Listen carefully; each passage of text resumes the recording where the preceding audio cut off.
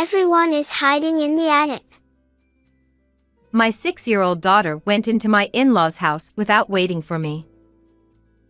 The in-laws, who were supposed to be resting due to illness, were nowhere to be found, and I had a very bad feeling, starting to sweat in my hands. Hello? Anyone? Even when I called out, the house was eerily quiet. Then, my daughter, who has a mysterious ability, headed straight to the second floor without hesitation. I peeked into the attic, which was stiflingly hot like a sauna, and widened my eyes. To my shock, I found my in-laws in a completely changed state. And then, an even more shocking truth came to light. I'm Sasha, 34 years old. My daughter Maya, who is 6 years old and in first grade, is very precocious. Daddy, look. I'm wearing my new dress to school today. After getting dressed in the morning, she spun around near the living room table and struck a pose like a model. Oh, yeah. However, my husband Harris, who is 2 years older than me, didn't take his eyes off his smartphone and just gave a half-hearted response. Hey, Daddy. Daddy? You're so annoying. Upon hearing my husband's raised voice, I stopped preparing breakfast and hurried over to them. Maya. Daddy is busy with work, okay? And, daring, please talk to her gently.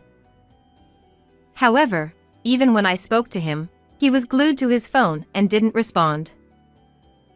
It's great that he's so focused on his work, but when it comes to parenting. I hugged my daughter, feeling completely at a loss with my husband's attitude.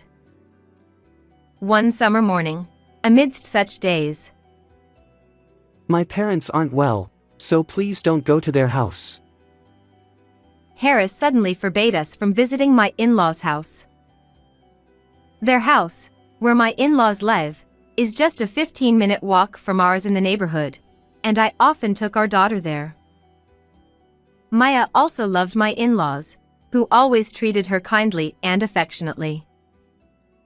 If they're not feeling well, shouldn't we go check on them even more? I expressed my concern, but he sighed in response. Maya might catch a cold from them. It's probably because you visited them so often and they've gotten tired and their health weakened. I was shocked and hurt as Harris glared at me with his snide remarks.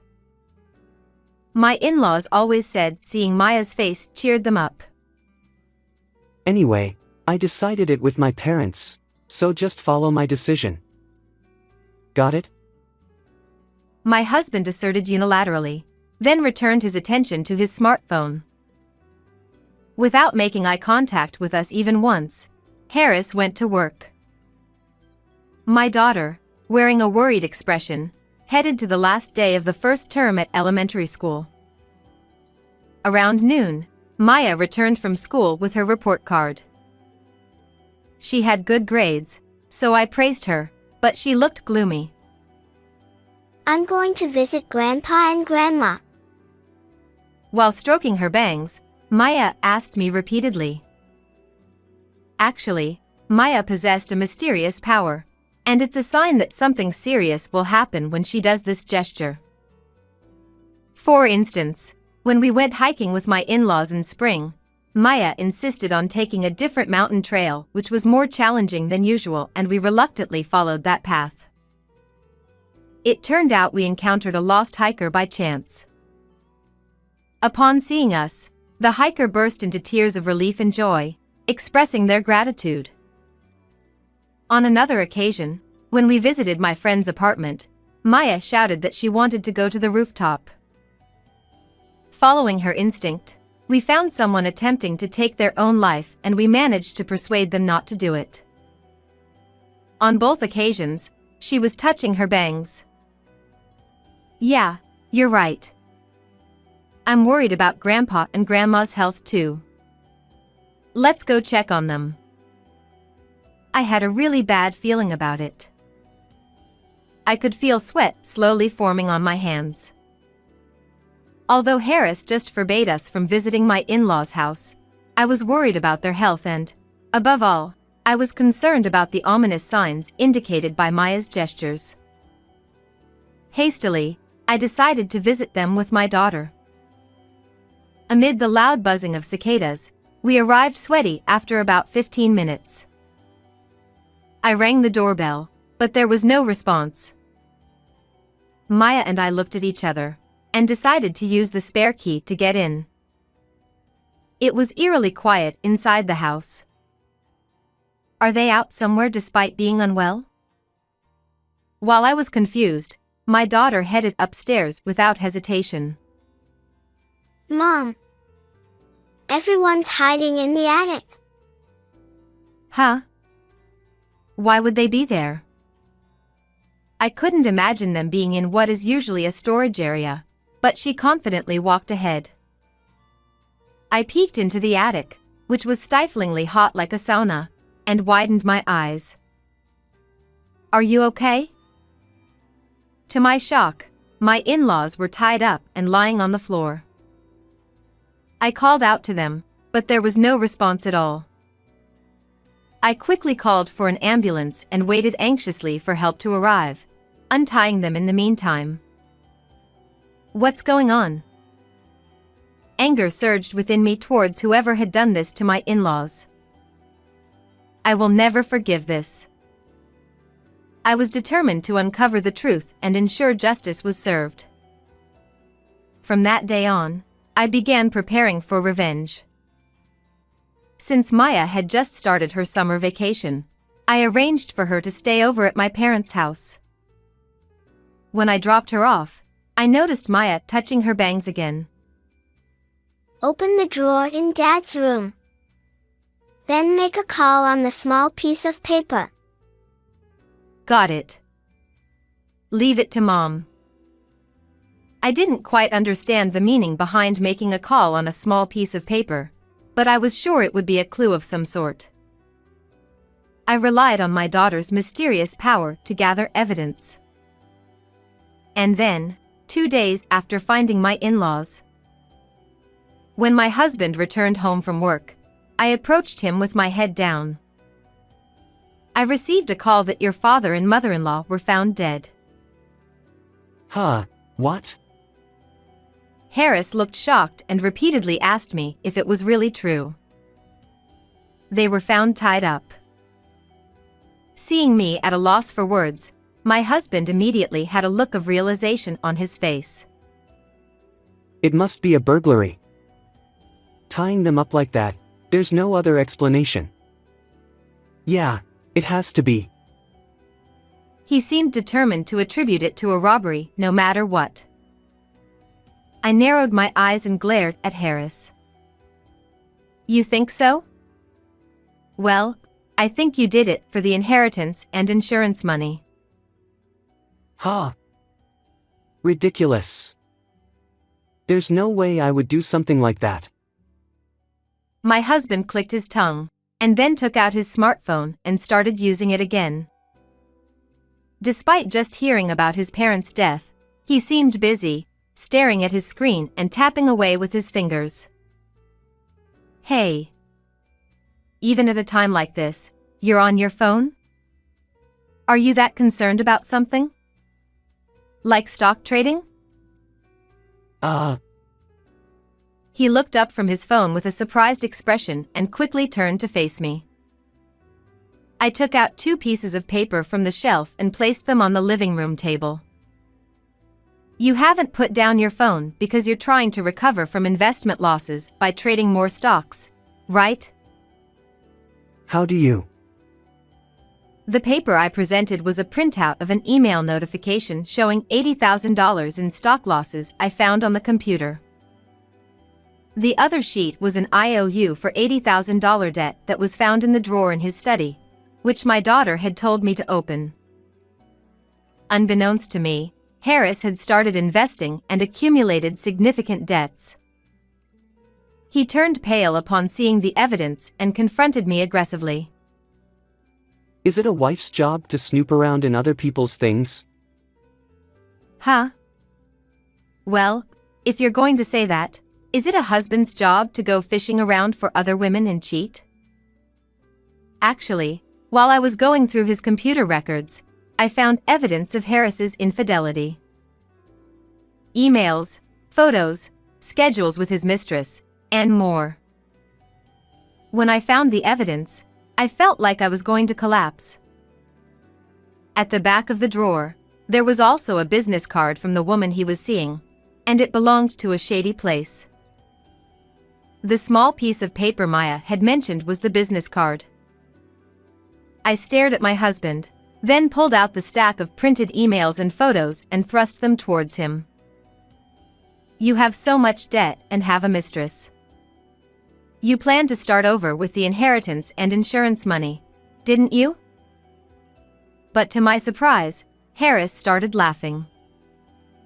Wow, you managed to dig up all this in such a short time. Quite impressive for someone with too much free time.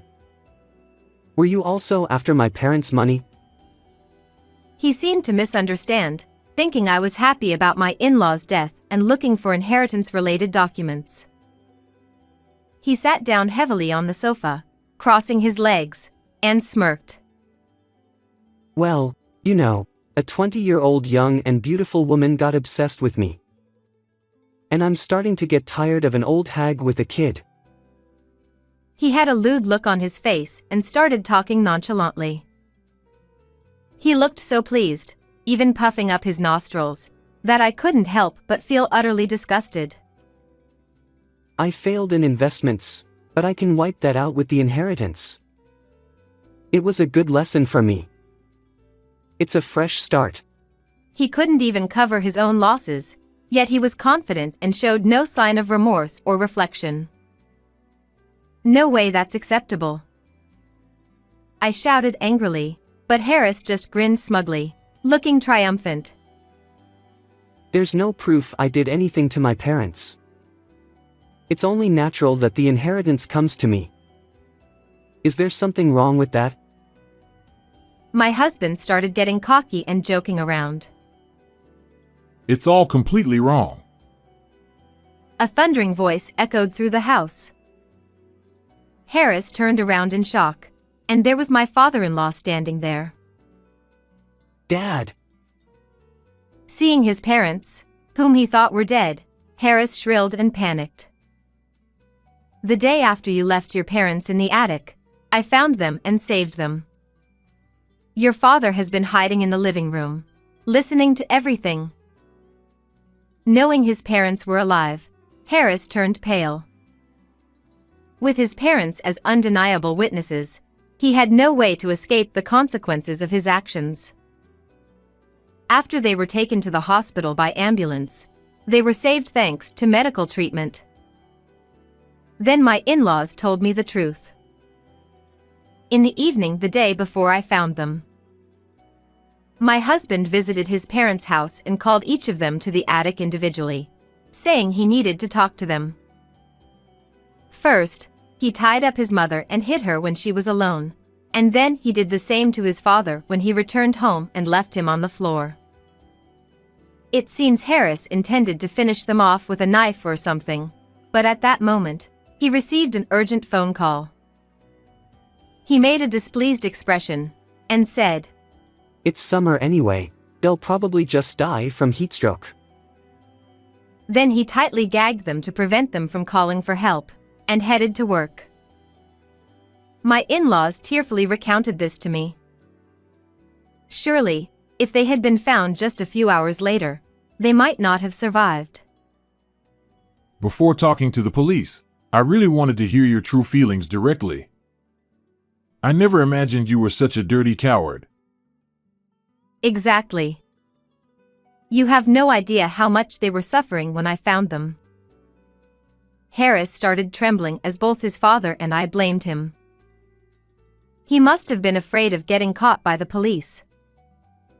While we were trapped, your mother looked lifeless, but I couldn't move. I felt so useless. And yet, you were too busy cheating. My husband curled up under his father's yelling, which was so loud that it felt like an earthquake might be happening. But I won't ever meet such a wonderful woman again. I just wanted to see her one last time before getting caught. At this point, Harris started crying, still thinking about his affair partner. Right. It's too soon to feel so down. Why don't you call her? When I suggested this, my husband picked up his phone as if it were his last hope. However, when he tried calling his affair partner, a message played. The number you have dialed is no longer in service.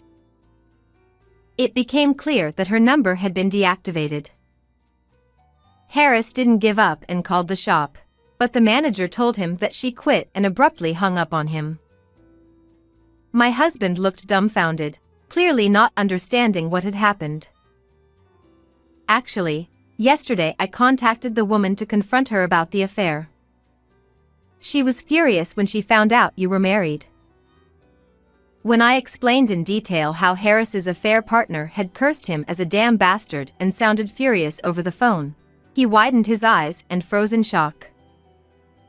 When I told her that you also had debts, she said she had no use for a broke man and quickly ended things. As I looked at my husband with a disdainful expression, his lips quivered and tears welled up in his eyes. It turns out that his affair partner had believed he was single.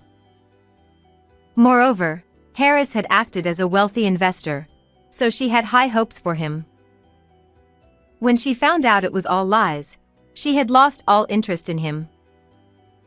You got all excited just because a girl was nice to you at the shop. You fool. You weren't loved by a young woman. She was after your money. My husband collapsed and started crying. But we were so in love. Doesn't this make me the victim? I was deceived. I exchanged looks with my stepfather and we both let out a deep sigh. What are you talking about? $10,000 in damages to your parents, $85,000 in child support for Maya, and plus $80,000 in debt.